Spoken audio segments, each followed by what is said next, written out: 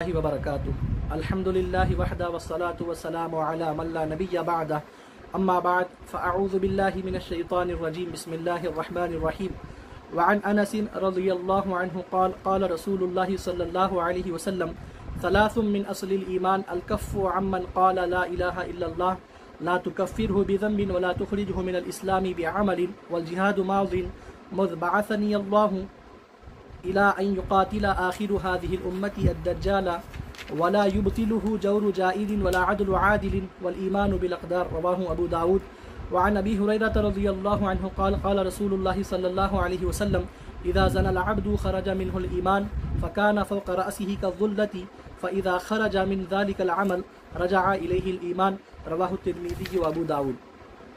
मुअज़्ज़ज़ व मुकर्रम नाज़रीन व सामईन मुहतरम, जैसा कि आप हज़रात बख़ूबी वाक़िफ़ है कि दरस हदीस ज़ुजाजतुल मसाबी सिलसिलेवार आपकी खिदमत में पेश किया जा रहा है। आइए हदीस शरीफ की तरफ हम बढ़ते हैं। हज़रत अनस रज़ियल्लाहु ताला अन्हु हदीस पाक के रावी हैं। आप फरमाते हैं कि अल्लाह के रसूल सल्लल्लाहु अलैहि वसल्लम ने इरशाद फरमाया कि तीन खसलतें ईमान की बुनियाद से हैं। ईमान की बुनियाद इन्हीं तीन खसलतों की वजह से कायम है। आप फरमाते हैं कि सबसे पहली चीज़ अल-कफ़्फ़ु अम्मन क़ाल ला इलाहा इल्लल्लाह, यानी जो कोई भी शख्स ला इलाहा इल्लल्लाह मुहम्मदुर रसूलुल्लाह का कहने वाला है। हदीस शरीफ में सिर्फ ला इलाहा इल्लल्लाह का ज़िक्र है। इख्तिसार की वजह से, जैसा कि गुज़श्ता भी बयान किया गया था, इख्तिसार की पेश नज़र पूरे कलीमे को ज़िक्र नहीं किया गया, वरना फिर यहाँ पर पूरा कलीमा तय्यबा मुराद है। तो बतलाया गया कि जो कोई भी शख्स कलीमा गो है, कलीमे का कायल है, ला इलाहा इल्लल्लाह मुहम्मदुर रसूलुल्लाह कहने वाला है और उसके तकाज़ों पर अमल करने वाला है और इस्लाम के जो अकायद हैं, अकायद सहीहा हैं, उस पर ईमान रखने वाला है, तो फिर ऐसे शख्स से अपनी ज़ुबान को, अपने हाथ को बाज रखना, उससे रोके रखना। और फरमाया गया कि ला तुकफ़्फ़िरहु बिज़ंबिन, कि तुम उसको किसी गुनाह की वजह से तुम उसको काफिर करार ना दो। तो अज़ीज़ान मुहतरम, इस हदीस पाक के जुज़ में ख़वारिज का रद्द है, क्योंकि वो गुनाह कबीरा को कुफ्र कहते हैं और गुनाह कबीरा के मुर्तकिब को वो काफिर कहते हैं। तो फिर हदीस शरीफ के इस जुज़ में ख़वारिज का रद्द है कि वो लोग गुनाह कबीरा के मुर्तकिब को काफिर कहते हैं। लेकिन अहले सुन्नत वल जमाअत के नज़दीक गुनाह कबीरा के मुर्तकिब को सख्त मुजरिम करार दिया जाएगा, नाफरमान करार दिया जाएगा, लेकिन उसको दायरे इस्लाम से उसको खारिज नहीं किया जाएगा और इस्लाम का नाम उससे ज़ाइल नहीं किया जाएगा, उससे हटाया नहीं जाएगा। तो फिर ख़वारिज का इसमें रद्द है। हदीस पाक की ला इलाहा इल्लल्लाह मुहम्मदुर रसूलुल्लाह कहने वाले से अपनी ज़ुबान को बाज रखना, इसकी तशरीह जो सुना इस जुमले में है कि तुम उसको किसी गुनाह की वजह से तुम उसको काफिर करार ना दो। फिर आगे बतलाया वला तुख़रिजहु मिनल इस्लामी बिअमलिन, और तुम उसको इस्लाम से किसी अमल की वजह से तुम उसको खारिज ना करो। हदीस पाक के इस जुज़ में मुअतज़िला का रद्द है, क्योंकि वो लोग ये कहते हैं कि गुनाह कबीरा का जो मुर्तकिब है वो ना मुसलमान बाकी रहता है, ना वो काफिर बाकी रहता है, बल्कि उनके पास मंजिलतुम बैनल मंजिलतैन, यानी कि कुफ्र और इस्लाम के दरमियान में एक दर्जा उनके पास है। वो मानते हैं, उनका अक़ीदा है कि वो उस दर्जे में रहता है, ना मुसलमान बाकी रहता है, ना काफिर बाकी रहता है। लेकिन अहले सुन्नत के यहाँ कोई ऐसा दर्जा नहीं है, या तो इंसान मुसलमान रहेगा या फिर काफिर रहेगा, दोनों के दरमियान में अहले सुन्नत वल जमाअत के नज़दीक कोई दर्जा नहीं है। लेकिन मुअतज़िला का यह अक़ीदा है कि गुनाह कबीरा का जो मुर्तकिब है मंजिलतुम बैनल मंजिलतैन, जो है सुना उसका दर्जा होता है। तो अज़ीज़ान मुहतरम, इस हदीस पाक के हिस्से से दो जो है सुना गुमराह फ़िरक़ों का रद्द किया गया, ख़वारिज का और मुअतज़िला का, कि किस तरह उनके यहाँ पर बातिल अक़ायद हैं। तो फिर हमको भी ये चाहिए कि कोई भी मुसलमान जब तक कि उससे कोई वाज़ेह तौर पर कुफ्र की अलामतें, कुफ्र के जो है सुना अक़वाल उससे हम ना सुने, तो फिर ऐसे शख्स को काफिर हरगिज़ करार ना दिया जाए। जैसे कि इमाम आज़म अबू हनीफ़ा रहमतुल्लाह अलैह भी ये कहते हैं कि हम अहले क़िबला को हम काफिर नहीं कहते। तो फिर हत्तल इम्कान जो है सुना हमको अहले क़िबला को काफिर करार देने से गुरेज़ करना चाहिए। हाँ, ये अलग बात है कि अगर किसी से सराहतन कलिमात कुफ्र सादिर हो जाते हैं या फिर ان سے علامات کفر ان سے صادر ہو جاتے ہیں. جیسے کہ علماء نے فرمایا ہے کہ گناہ کبیرہ کے ارتکاب سے کوئی بندہ کافر تو نہیں ہوتا، لیکن چند اعمال ایسے ہیں جو علامات کفر ہیں، جیسے کہ بت کو سجدہ کرنا ہے، اور اسی طریقے سے آقا علیہ الصلوۃ والسلام کی کسی مبارک شے کا مذاق اڑانا ہے، الیاذ باللہ.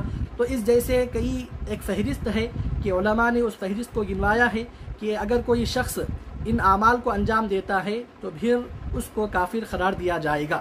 تو پھر بتلایا گیا کہ کفر کے علاوہ، شرک کے علاوہ جو بھی گناہ کبیرہ کا مرتکب جو ہے سنا بندہ ہوتا ہے تو پھر اس کو اس عمل کی وجہ سے اس کو کافر قرار نہیں دیا جائے گا.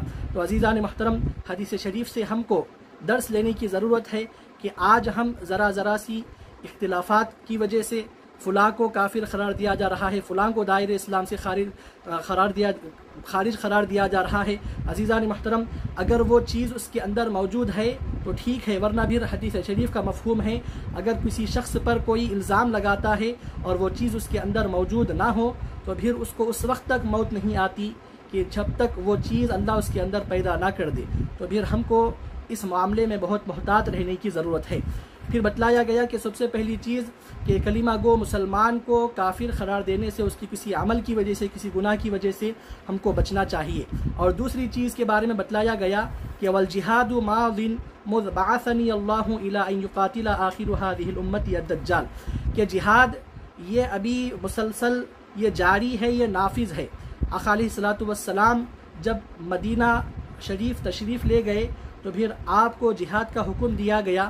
اس وقت سے لے کر حضرت عیسیٰ علیہ السلام، حضرت امام مہدی علیہ السلام، یہ دو حضرات جب دجال کو قتل کر دیں گے، دجال کو جب قتل کر دیں گے تو پھر اس وقت تک جو ہے سنا جہاد کا حکم باقی رہے گا. جہاد مسلسل جو ہے سنا اس وقت سے لے کر اس کو قتل کرنے تک جاری رہے گا. تو بتلایا گیا کہ حضرت عیسیٰ علیہ السلام اور حضرت امام مہدی علیہ السلام یہ دونوں جب دجال کو قتل کر دیں گے تو پھر ساری دنیا میں اسلام ہی کا بول بالا رہے گا اور کوئی بھی کافر اس روئے زمین پر، سطح زمین پر باقی نہیں رہے گا. صرف اللہ ہی کا نام لینے والے لوگ رہیں گے. جب یہ دو حضرات جب چلے جائیں گے تو پھر اس زمین پر سوائے کفر کی اور کوئی چیز باقی نہیں رہے گی. لیکن اس وقت یہ جہاد کا حکم باقی نہیں رہے گا. آخری جہاد کا حکم جو باقی ہے دجال کے قتل کرنے تک یہ حکم باقی ہے. تو لہذا بتلایا گیا کہ والجہاد ماض، یہ جہاد یہ جو ہے سنا نافذ ہے، جاری ہے. مذ بعثنی اللہ الی ان یقاتل آخر هذه الامة الدجال، جبکہ اللہ نے مجھ کو مدینے کی طرف بھیجا اس وقت سے لے کر اس وقت تک جب تک کہ اس امت کا آخری شخص یعنی کہ حضرت امام مہدی اور حضرت عیسیٰ علیہ السلام جو ہے سنا دجال کو قتل کرنے تک. پھر آگے بتلایا گیا کہ لا یبطلہ جور جائر، کہ کسی ظالم بادشاہ کا ظلم اور نہ ہی کسی منصف شخص کا عدل جو ہے سنا جہاد کو باطل نہیں قرار دے سکتا، یعنی کہ جہاد کو ترک نہیں کیا جا سکتا. جس طریقے سے نماز یہ فرض ہے، نماز کا حکم محکم ہے، تو پھر اسی طریقے سے جہاد کا حکم بھی محکم ہے. کوئی بھی شخص نہ جہاد کو ترک کرنے کا حکم دے سکتا ہے نہ ہی اس کو چھوڑ سکتا ہے. بلکہ بتلایا گیا کہ جہاد کرنے کے لیے یہ بھی ضروری نہیں ہے کہ اس کا جو حاکم ہے، جو بادشاہ ہے، وہ مسلمان اور عادل ہی رہے، بلکہ اگر جو حاکم ہے، عادل ہے، اگر وہ مسلمان ہے لیکن اس کے باوجود بھی اگر وہ فاسق ہے، فاجر ہے، تو پھر ایسے شخص کی قیادت میں بھی کفار سے اعلاء کلمت الحق کے لیے جنگ کرنے کا حکم دیا گیا ہے. جیسے کہ حجاج بن یوسف ظالم بادشاہ گزرا ہے، لیکن صحابہ کرام رضوان اللہ عنہم اجمعین نے کفر کو مٹانے کے لیے کفار سے جو ہے سنا انہوں نے جنگ کی اس بادشاہ کے ماتحت اور اس بادشاہ کی قیادت میں. تو لہذا بتلایا گیا کہ نہ کوئی ظالم بادشاہ کا ظلم، نہ کوئی عادل کا عدل جو ہے سنا جہاد کے حکم کو باطل کر سکتا ہے، کیونکہ جہاد کا جو اصل مقصود ہے وہ کفار پر اسلام کا جو ہے سنا غلبہ، اسلام کو غالب کرنے کے لیے ہے. تو پھر قطع نظر اس کے کہ حاکم عادل ہے یا ظالم ہے یا پھر فاسق ہے اس کو نہیں دیکھا جائے گا، بلکہ صرف اعلاء کلمت الحق کے لیے کفار سے، کفر سے جو ہے سنا جنگ کی جائے گی. اور تیسری چیز بتلائی گئی والایمان بالاقدار، یعنی کہ تقدیر پر ایمان رکھنا، یعنی کہ اس زمانے میں جو کچھ بھی جاری ہے، اس زمانے میں جو کچھ بھی ہو رہا ہے، چاہے وہ اچھی چیز ہو یا بری چیز ہو، ہر چیز یہ اللہ ہی کی طرف سے ہے۔ جیسے کہ ایمان مجمل اور مفصل میں بھی ہم پڑھتے ہیں کہ تقدیر پر ایمان رکھنا یہ بھی ایمان کا حصہ ہے۔ تو لہذا اس جملے میں معتزلہ کا بھی رد ہے، کیونکہ وہ لوگ یہ کہتے ہیں کہ معصیت کے ایجاد پر جو ہے نا مستقل جو قدرت ہے وہ بندے کو حاصل ہے، وہ اللہ کی طرف سے نہیں ہے۔ یعنی گناہ کرنے کی جو قوت ہے یہ صرف بندے ہی کی طرف سے ہے، اللہ کی قدرت جو ہے نا اس میں کار فرما نہیں ہوتی۔ تو لہذا اس جملے میں معتزلہ کا رد ہے۔ اہل سنت کا یہ عقیدہ ہے کہ چاہے بندہ نیکی کرتا ہو یا پھر جو ہے نا اس سے بدی صادر ہوتی ہو، ہر چیز کی قوت یہ اللہ ہی کی طرف سے ہوتی ہے۔ اس حدیث پاک کو امام ابو داؤد نے روایت کیا ہے۔ اب آئیے آگے کی حدیث شریف ہے۔ اس حدیث پاک کے راوی حضرت ابو ہریرہ رضی اللہ تعالی عنہ ہیں۔ آپ فرماتے ہیں کہ اللہ کے رسول صلی اللہ علیہ وسلم نے ارشاد فرمایا کہ اذا زنى العبد خرج منه الایمان، کہ جب بندہ زنا کا ارتکاب کرتا ہے، جب وہ زنا کرتا ہے تو پھر ایمان اس سے خارج ہو جاتا ہے۔ عزیزان محترم، بڑی ہی سخت وعید ہے ایسے لوگوں کے لیے جو اس گناہ کبیرہ کے مرتکب ہوتے ہیں کہ بندہ جب زانی زنا کرتا ہے تو پھر ایمان اس سے نکل جاتا ہے۔ ایمان نکل جاتا ہے، اس کا کیا مطلب ہے؟ شارحین نے بتلایا کہ نور ایمان، کمال ایمان اس سے خارج ہو جاتا ہے، اور ایمان کا جو سب سے عظیم شعبہ ہے وہ کیا ہے؟ اللہ سے حیا رکھنا ہے۔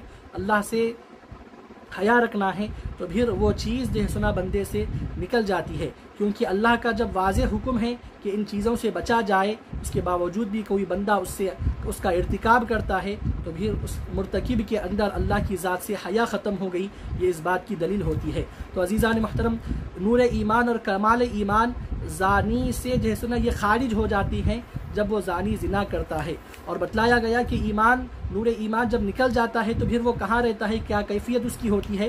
فَكَانَ فَوْقَ رَأْسِهِ كَالظُّلَّةِ، تو وہ اس کے سر کے اوپر جو ہے سنا سائے کی طرح رہتا ہے، اس کے سر کے اوپر ہی جو ہے سنا سائے کی طرح وہ لٹکا ہوا رہتا ہے۔ فَإِذَا خَرَجَ مِنْ ذَلِكَ الْعَمَلِ رَجَعَ إِلَيْهِ الْإِيمَانُ، پھر جب بندہ مومن اس عمل سے جب باز آ جاتا ہے، اس عمل سے جب وہ نکل جاتا ہے، یعنی توبہ کر اللہ کی بارگاہ میں اخلاص کے ساتھ جب وہ نکل جاتا ہے اس عمل سے، تو پھر ایمان، نور ایمان، کمال ایمان وہ اس کی طرف لوٹ آتا ہے۔ عزیزان محترم، بتلایا گیا کہ حدیث شریف میں بڑی سخت وعید ہے زنا کے ارتکاب کرنے والوں کے لیے۔